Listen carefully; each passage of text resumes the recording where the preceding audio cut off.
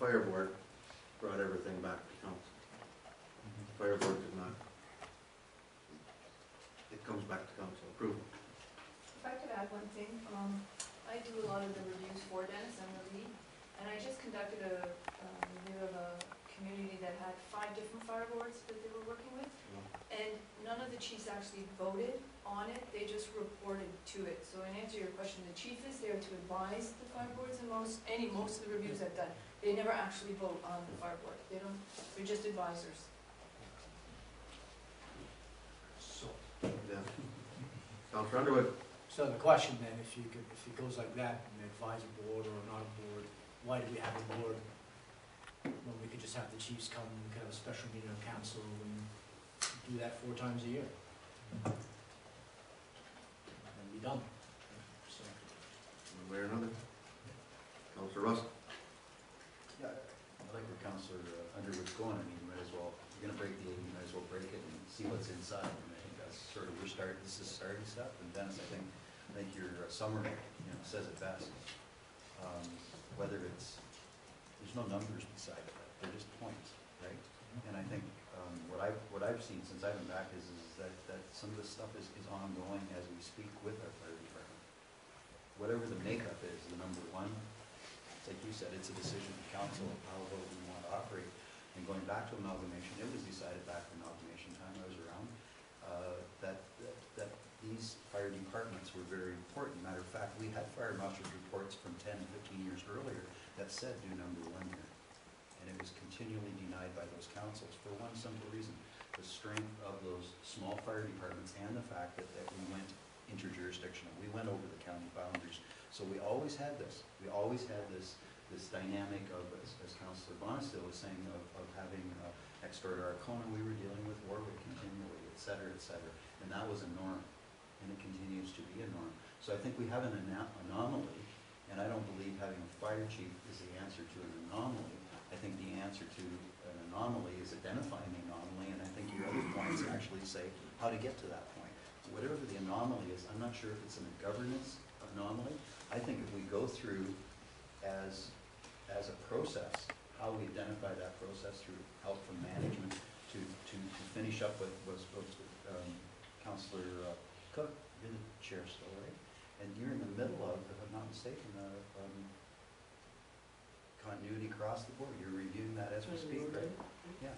So I think these things are going on.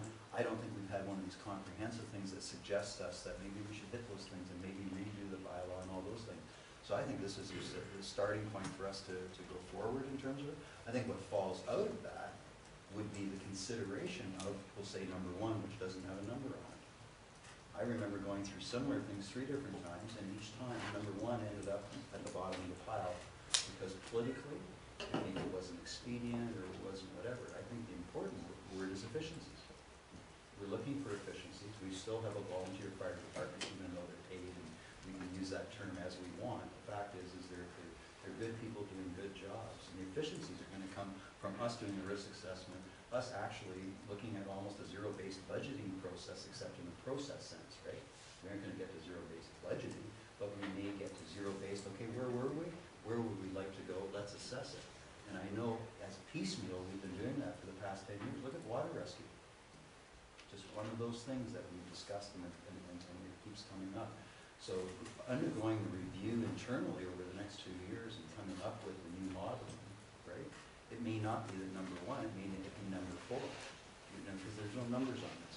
This is a process, and I think, as you explained to us, it's a process that we have to undertake no matter, for our purposes of due diligence. This is council I'm talking about, not the fire board. Right. Our purposes of due diligence, and so it's strategic, I guess, Mr. Mayor. That's how I see it. It goes back to the 5 chiefs that are there, and as regulations change and as the liability issues and all of the stuff that we're dealing with throughout the province, those things, when the departments realized that they needed an administrative chief, fuller time, they have to make sure it works for them, for our people at our fire departments as well. Like we can't push a rope here. So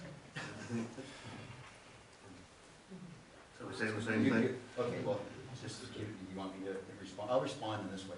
20 years ago in this municipality, we had 20-some municipalities sit over at the arena and do similar to what you did last January, and that was exactly what came out of that meeting based on fire marshal's reporting. And I think we agreed to your point, and I think we agreed to it for all the good reasons, and we don't push a rope.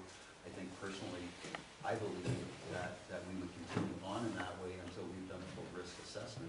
And I think the sad part about it is, and excuse me when I say this, by the way, this has nothing to do with your department per se, but that what you're doing right now with Todd, right? The whole idea of what you were doing last January, that's just a continuation of AMO and Roma and us saying to the province, one size does not fit all. We proved that with our amalgamation. Thank you for the compliment, by the way. But the reality is I don't think we have to change our way of doing business because of perception. I think we change our way of doing business because we looked at risk assessment. We decided whatever jobs we want to do with the people that we have, we respect them good enough that we kept that in place this time. I have never heard around this table since I've got back that our model sucks. Never heard that. What it was our governance model. It was like, it's a strange thing. We got 5 councillors, we got all these people from other external municipalities. And in fact, that is an interesting point. But is it going to change the modeling we're going to do? No, risk assessment is going to change the modeling. That's what's going to change it. It isn't going to be all that other stuff. Deputy Mayor Dave? Yes, I understand that we may be one of the few municipalities in Ontario that has 5 silos of departments left. Is that true? Yes, it would be. So obviously, others have thought this through and come to the conclusion that there's, as you say, a lot of efficiencies. But I'd like to know from your perspective, and you have the bird's eye view, what other municipalities have been able to do it most efficiently in this amalgamation process? Perhaps there are some role models or some prototypes that we could consider in this process of re-examining this arrangement. I wouldn't want to suggest any right off the top of my head. I would think it would be more prudent for me to look at some of the areas in the province and be more than happy to respond back to you and say these ones we have seen have worked. You're very correct. There are very few. There's one municipality with a number of fire departments. Eastern Ontario was one of those areas that was a little slower in amalgamating. Most of those have since amalgamated their fire services into one. Again, looking at the efficiencies, I would seriously want to look at a map and say, oh yeah, okay, I know what these guys were and what they have become before responding publicly to that. I wouldn't want to embarrass myself or anyone else in that area. Just the 5 silos, our 5 silos are all connected very, very well, much more than they were 10 years ago. So that. I understand what you're saying. You're 5 separate fire. They're 5 separate, Yeah. but they are connected in very many ways. Sure. Councillor Underwood. Yeah, so I think the big thing here is about what we're talking about is we're talking about 5 separate fire departments, and everything's fine as long as we communicate well. We've just got SOGs, which this council has approved for all 5 fire departments. Trick is over time, how do we ensure that all 5 fire departments are keeping up with the SOGs as they modify within each fire department? Because now we're going to have 5 separate fire departments. They're going to have to modify their SOGs to fit their specific area in the fire department. Yet we have one SOG for Ramsey Shores. There's just one little thing right there, right? And this all keeps us under the Ministry of Labour and protects us and protects our firefighters. It's firefighter safety. The other thing I'm looking at is